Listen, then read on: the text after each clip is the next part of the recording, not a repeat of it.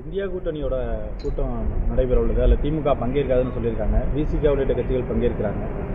அதிமுகவோட மறுமலர்ச்சி திராவிட முன்னேற்ற கழகம் கண்டிப்பாக பங்கேற்கும். அதுக்கு உண்டான இந்தியா கூட்டணி அந்த கூட்டத்தில் பொறுத்த வரைக்கும் எங்களுடைய இயக்க தந்தை தலைவர் வைகோ அவர்கள் பங்கேற்கிறார்கள். அதுக்குண்டான அழைப்பு எங்களுக்கு வந்திருக்கு. சார், திரு வைகோ அவர்கள் சிறுபிள்ளைத்தனமாக பேசுகிறாரு. நீங்கள் துறை வைக்க எம்பியாக இருக்கிறது காரணமே திமுக தான். அவர் திமுக பற்றி விமர்சனம் செய்கிறான்னு சொல்லி மல்லை சக்தி அதை அவங்க மேலே ஒரு குற்றச்சாட்டு. ஏங்க, திமுக தலைமை ஏதாவது கேள்வி கேட்கட்டாங்க சூனா பானாக்கெல்லாம் பதில் சொல்ல விரும்பல. நான் அண்ணாமலை நேற்று கட்சி தொடங்கியிருக்காரு. தொடர்ந்து அதில் ஆன்லைன் உறுப்பினர்கள் தொடர்ந்து இப்போ 15 லட்சம் கிட்ட தொடர்ந்து போயிட்டு அதை எப்படி சார் பார்க்குறீங்க? அவங்க தொடர்ந்து புதிய கட்சிகளுடைய வரவு இல்லை. நீங்கள் சகோதரர் அண்ணாமலை பொறுத்த வரைக்கும் புதிய ஒரு அரசியல் இயக்கமாக அவர் தொடங்கியிருக்கிறார். அது பின்னாட்களில் அதை அரசியல் கட்சியாக ஒரு மாத்திரம் சொல்லியிருக்கிறாரு. பொலிட்டிக்கல் மூவ்மெண்ட் சொல்லியிருக்கிறார். அது பொலிட்டிக்கல் பார்ட்டியாக நாளடைவில் மாற்றுவேன்னு சொல்லியிருக்கிறாரு. கண்டிப்பாக அடுத்த தேர்தலில் நாங்கள் போட்டி போடுவோன்னு சொல்லியிருக்கிறாரு. இதில் ஒரே ஒரு விஷயம், நல்ல விஷயம் நான் பார்க்குறேன் என்னென்னா, அவருடைய இயக்கம் தொடங்குவதற்கு முன்பாக ஒரு மதசார்பற்ற, ஒரு சாதி மதங்களுக்கு அப்பாற்பட்ட தமிழ் மக்களின் குரலாக என்னுடைய இயக்கம் இயங்குன்னு அவர் சொல்லியிருக்கிறார். அது ஒரு நல்ல விஷயமா பார்க்குறேன் நான்.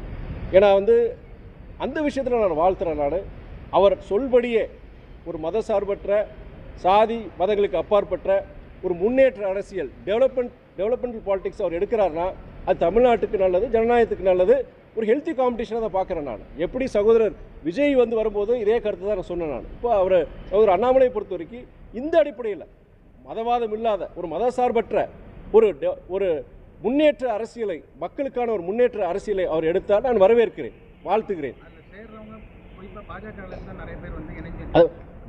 பாஜக வர்றாங்கன்னா அவங்க பொறுத்தவரைக்கும் அவங்களும் இவர் சொல்கிற மாதிரி ஒரு மதசார்பற்ற அரசியலை பின்பற்றி அவங்க வர்றாங்கன்னா நல்ல விஷயம் தானே அது. ஆனால் அவர் மேலே அமித்ஷா பாஜக தலைவர்கள்லாம் சந்திச்சுட்டு அவர் இந்த அறிவிப்பை வெளியிடுறாரு. இது எப்படி? நீங்கள் அவர் ஒரு இயக்கத்தில் இருந்திருக்கிறார். ஒரு இயக்கத்துடைய சித்தாந்தங்களில் அது கட்டுப்படுறது அந்த இயக்கத்தில் இருக்கணும். ஏதோ ஒரு காரணங்களால் அவர் வெளியேறி இருக்கலாம். அந்த கேள்வி நீங்கள் அவர்கிட்ட தான் கேட்கணும். இத்தனை நாள் நீங்கள் பாஜக இருந்தீங்களே, அப்போ நீங்கள் இப்போ வந்திருக்கிறீங்க, இப்போ நீங்கள் மதசார்பற்ற இதை பற்றி நீங்கள் பேசுகிறீங்களே, இந்த கேள்விக்கு உண்டான பதில் ஏன்னா சந்தேகங்கள், உங்களுக்கு இருக்கிற சந்தேகங்கள் தான் மக்களுக்கு இருக்கும். அப்போ இது வரைக்கும் நீங்கள் பாஜக இருந்துட்டீங்க, இப்போ நீங்கள் சாதி மதமற்ற ஒரு மதசார்பற்ற ஒரு அரசியலை பற்றி பேசுகிறீங்க, அது எப்படிங்கிறத நீங்கள் கேளுங்க அவர்கிட்ட. உருவாக்கத்திற்கு திமுக ஒரு முக்கியமான பங்கா இருந்திருக்கு. இந்தியா கூட்டணியுடைய உருவாக்கத்திற்கு திமுக முக்கிய பங்காற்றிருக்கு. ஆனா அவங்க இந்த கூட்டத்தில் பங்கேற்காததை நீங்க எப்படி பாக்குறீங்க? அது ஒரு விஷயம் என்னன்னா, சமீபத்தில் ஒரு மனக்கசப்பு ஏற்பட்டிருக்கு. அதனால காங்கிரஸ் கிட்ட வெளியே இருக்கிறாங்க நம்முடைய திராவிட முன்னேற்ற கழகம். தமிழ்நாட்டு பிரச்சனைகளை பொறுத்த வரைக்கும் அரசியலை கடந்து அனைத்து இயக்கங்களும் ஒன்றுபட வேண்டும். குறிப்பாக மொழி விஷயமா இருக்கட்டும், நீங்கள் மேகதாது விஷயமா இருக்கட்டும், எல்லாரும் ஒன்றுபட்டு செயல்பட வேண்டும். அது செயல்படுவாங்கிற நம்பிக்கை இருக்குது. அதில் பொறுத்தவரைக்கும் அவங்க திமுகவுக்கு உண்டான அறிக்கை அவங்க அதில் கொடுத்துருக்குறாங்க. அதன் அடிப்படையில் பொறுத்த வரைக்கும் எதிர்காலங்களில் அவங்க ஒரு சூழ்நிலை வரும்போது அனைத்து இயக்கங்களும், தமிழ்நாட்டு இயக்கங்கள் அனைத்து இயக்கங்களும் தமிழ்நாட்டுக்கு தேவையான திட்டங்கள், தமிழ்நாட்டுடைய மக்களுடைய குரலாக ஒன்றுபட்டு ஒழிக்க வேண்டும் என்னுடைய கருத்து. இது நாளடைவில் சரியாகும் நம்பணும். ஊழலுக்கு எதிரான நடவடிக்கை எடுக்கப்பட்டு வருகிறது. தொடர்ந்து இப்போ அமைச்சர் நேரு மீது வழக்கு பதிவு பண்ணியிருக்காங்க. முன்னாள் அமைச்சர் செந்தில் பாலாஜி மீது வழக்கு பதிவு செய்யணும்னு சொல்லி ஆளுநருக்கு தமிழக அரசு கடிதம் எழுதியிருக்காங்க. இப்போ அதை எப்படி பார்க்குறீங்க? நீங்கள் வழக்கு பதிவு பண்ணியிருக்கிறாங்க. பதிவு பண்ணுறதுக்கு ஆளுநர்கிட்ட கடிதம் ஒப்புதல் கேட்டிருக்காங்க. வழக்கு பதிவு பண்ணியிருக்கிறாங்க. இது எது உண்மை எது தவறுங்கிறது நீங்கள் நீதிமன்றங்கள் அதை தீர்ப்பு சொல்லும். அது தீர்ப்பின் அடிப்படையில் நான் சொல்ல முடியும். நான் உண்மையிலே அது குற்றச்சாட்டு உண்மையாக பொய்யா நான் எப்படி நான் செய்ய முடியும்? எப்படி சொல்ல முடியும்? நடவடிக்கை எப்படி பார்க்குறீங்க? இல்லை அவங்க இல்லை நடவடிக்கையை பொறுத்த வரைக்கும் நீங்கள் சொல்கிறது மாத்திரம் கிடையாது. பல்வேறு விஷயங்களில் நீங்கள் ரிஜிஸ்டர் ஆஃபீஸராக இருக்கட்டும் பல்வேறு இடங்களில் இந்த லஞ்ச லாவணியத்தை அவங்க ஒழிக்கிற மாதிரி சில நடவடிக்கைகளில் ஈடுபட்டிருக்கிறாங்க. முதலமைச்சரும் அதுக்குண்டான தெளிவான ஒரு அறிக்கையை வெளியிட்டிருக்கிறாரு. அது நான் வரவேற்கிறத பார்க்குறேன். ஆனால் இது பொறுத்த வரைக்கும் நீங்கள் அண்ணன் நேரு பற்றி நீங்கள் சொல்லும்போது அது நீதிமன்றங்களை தீர்ப்பு கொடுக்கணும். அது உண்மையாக பொய்யாங்கிற சொல்லுவோம். அதை பற்றி நம்ம எப்படி சொல்ல முடியும்? நீங்கள் உதயசூரியன் சின்னத்தில் இன்னும் போட்டிட்டது துரதிர்ஷ்டவசம்னு சொல்லியிருந்தீங்க.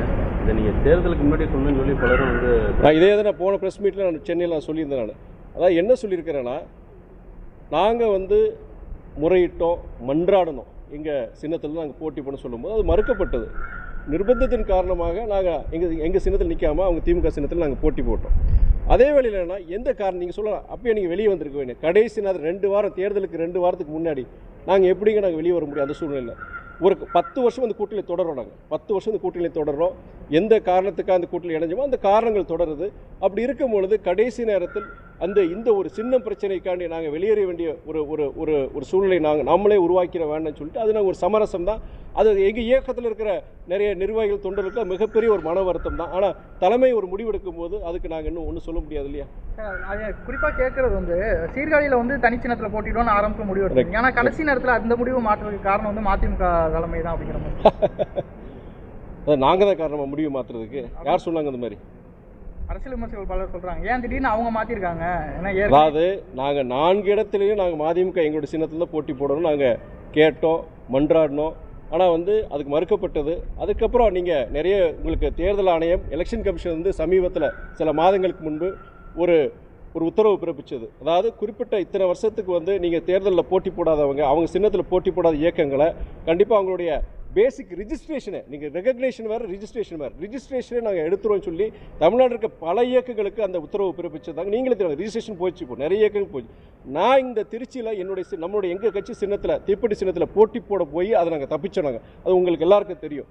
அப்படி இருக்கும் பொழுது அப்போ நாங்கள் என்ன சொன்னோம்னா, நீங்கள் 4 இதில் வந்து அட்லீஸ்ட் இந்த ஒரு இதுலாச்சும் எங்களுக்கு போட்டி போட வாய்ப்பு கொடுங்கன்னு சொல்லிட்டு இந்த காரணத்தினால சொல்லிட்டு எலெக்ஷன் கமிஷன் கொடுத்த அந்த அறிக்கை சர்க்குலர் அதெல்லாம் வச்சு எங்களுடைய வழக்கறிஞர்களுடைய பதில் எல்லாம் வச்சு நாங்கள் கொடுக்கும்போது அன்றைய முதலமைச்சர் திமுகவுடைய தலைவர் கூட்டணி தலைவர் வந்து அவருக்கு அதுக்கு கண்டிப்பாக சரி அது வாய்ப்பு கொடுப்போம், அது ஒரு சட்ட சிக்கல் வந்துடக்கூடாதுன்னு சொல்லிட்டு அவர் வந்து அது சொன்னார். அதுக்கு நாங்கள் நன்றியும் தெரிவிச்சிருந்தோம். நாங்கள் அதன் அடிப்படையில் நாங்கள் கூட்டணியில் நாங்கள் கையெழுத்து போட்டிருந்தோம். அப்போது கடைசியில் வந்து அது மறுக்கப்பட்டது. ஆனால் வந்து நான் திமுக தலைவரை நான் சொல்ல மாட்டேன். சில பவர் சென்டர்ஸ் அங்கே வந்து அவங்க இது பண்ணாங்க. திமுக தலைவர் பொறுத்த வரைக்கும் அது கடைசி வரைக்கும் அது சங்கடத்தை உருவாக்க வேண்டாம், மதிமுக தலைவருக்கு எங்களுடைய இயக்கத்தன்னைக்கு சங்கடத்தை உருவாக்க வேண்டாம்னு சொல்லிட்டு தான் அவருடைய இதாக இருந்தது. சில பவர் சென்டர்ஸ் பொறுத்த வரைக்கும் பண்ணாங்க. நாங்கள் கடைசி நேரத்தில் அதுக்கும் நாங்கள் அந்த நிர்பந்தத்துக்கு நாங்கள் ஆளாக வேண்டிய சூழ்நிலை வந்து ஒரு சட்டமன்ற இடைத்தேர்தல் நடக்கும் போது இப்போ திமுகவுக்கு ஆதரவு இல்லை ஆதரவு நீங்கள் அதுதான் நான் திரும்பி சொல்லிட்டேன். நான் நீங்கள் வருகின்ற 27ஆம் தேதி பொதுக்குழு நடக்கும். பொதுக்குழு இது மாத்திரம் கிடையாது, பல்வேறு விஷயங்கள் தேர்தல் முடிஞ்சிருக்கு, மக்களுடைய தீர்ப்பு, மேகதாது அணை பிரச்சனை, மும்மொழி கொள்கை, இது போன்ற பல விஷயங்கள் விவாதிக்கும் பொழுது கூட்டணியை பொறுத்த வரைக்கும் கண்டிப்பாக இயக்கத்தோழர்கள் இந்த சின்ன பிரச்சனை ரொம்ப காயப்பட்டிருக்கிறாங்க. அவங்க கண்டிப்பாக அவங்க கருத்துக்களை சொல்லுவாங்க. அதன் அடிப்படையில் எங்களுடைய தலைமை முடிவெடுக்க சொல்லியிருக்கிறாங்க. இப்போதைக்கு நாங்கள் திமுக கூட்டணியில் தொடர்றோம். இந்த சின்ன பிரச்சனை சர்ச்சையாக இருக்குது. அது எங்களுடைய கட்சி தோழர்களுடைய நிர்வாகிகளுடைய வேதனையை நான் சொல்ல வேண்டிய ஒரு சூழ்நிலை வந்து நான் சொன்னேன்.